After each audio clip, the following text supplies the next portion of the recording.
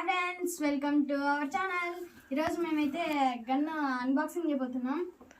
సరే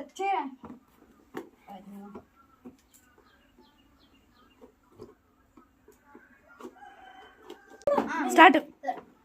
ఇప్పుడైతే కట్ చేసి ఓపెన్ చేయబోతున్నాం. ఓపెన్ చేస్తున్నాం. అయితే ఫస్ట్ అయితే గన్ను భారీగా ఉంది. సౌండ్ కూడా వస్తుంది అనేది, సౌండ్ బాగా వస్తుంది.